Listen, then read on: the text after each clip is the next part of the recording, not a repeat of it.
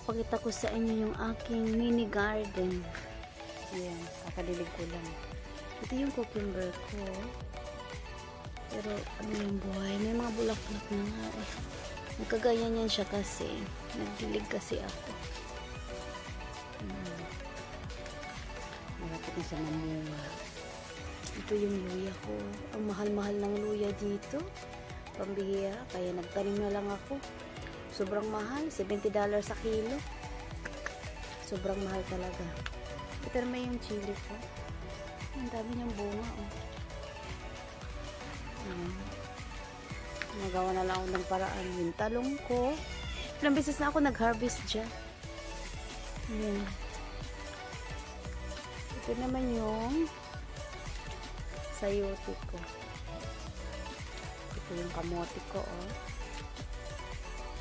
Meron pa ako dun sa kabilang sarap ng bahay. Ito likod bahay ko to. Kasi kung hindi ka gagawa ng paraan dito ko sa punta ka sa market, ang mahal ng mga bilihin doon. Kaya tanim-tanim na lang. Yung garden ko.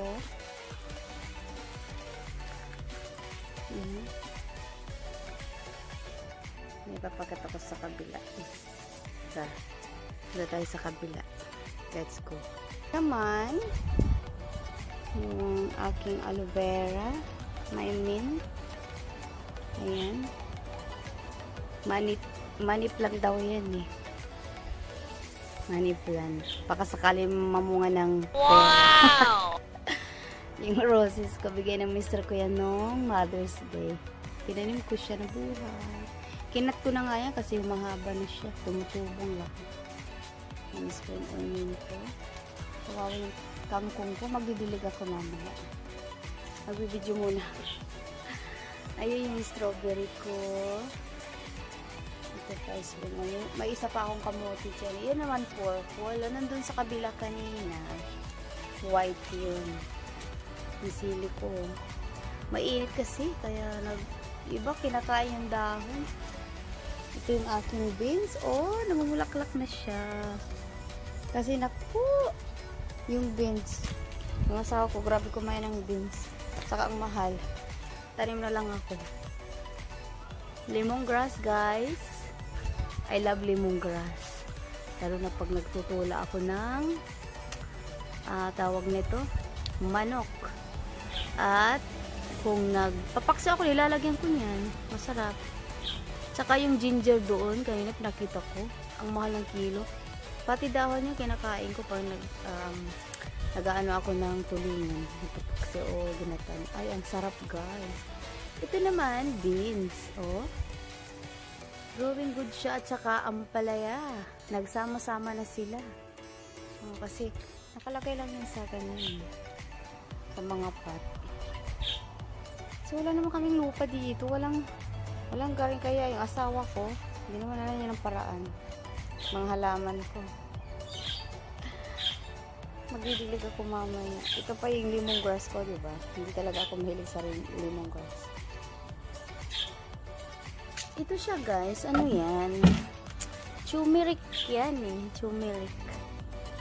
Yan. Alam mo yung turmeric na yun, maraming ano yan dala. Nung bata pa ako, napilay ako. Natural ano lang ng lola ko. Healing na ginawa nila sa akin. Iyan ang ginagawa. Yung laman niya nilalagay sa legs ko. Ang dilaw-dilaw na nga ng legs. Saka yung dahon niya rin nilalagay ng tela.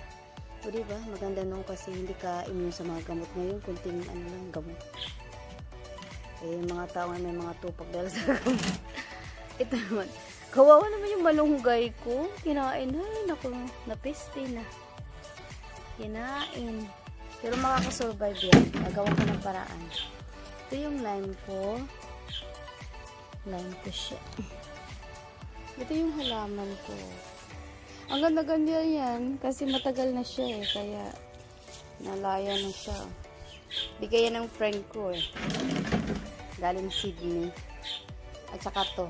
Minarkot ko doon sa kanyang puno. Ano to? Kalamansi siya. Baka mamumunga na yan sin. Pero wala pa. Mga bagong dahon yun eh. Baby pa to eh. Nag-iisang taon pa lang yan siya. O, 1.5 ganyan. Hindi pa siya ready mamunga. Pero malapit na siguro. Ayan, ganyan lang guys ang aking mini garden. Gusto ko lang ipakita kasi grabe ang mga bilihin dito. Kagaya ng ampalaya. Ang mahal-mahal, isang piraso lang yan. Mahal. Kaya magtatanim na lang ako. Kaya kung malaki-laki lang yung lupa ko. Hindi lang yan lang.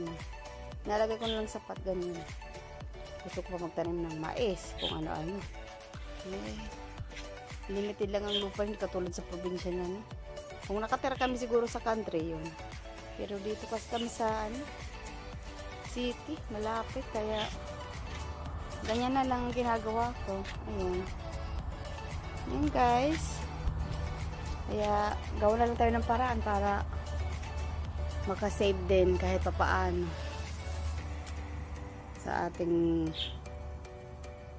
budget. Minsan kasi namimili ako ng gulay tapos hindi ko na mamalayan pala bulok na. Ay naku, nasayang na. Naku, hinaya talaga ako. At dito sa garden, diba, ipipik mo lang siya kung kailangan mo. May herbs nga ako dun eh, hindi ko pa nilalabas. Itatanim ko rin siya. Ano yan, basil? Ganun. Okay guys, thank you for watching. Magtanim na din tayo para sa ikauunlad. Ay nako, thank you guys. See you. At mag-iingat po tayong lahat mga kapatid. See ya until my next video. Pag ito namunga, ibablog ko din. See you guys. Thank you. Bye Bruce Vlog.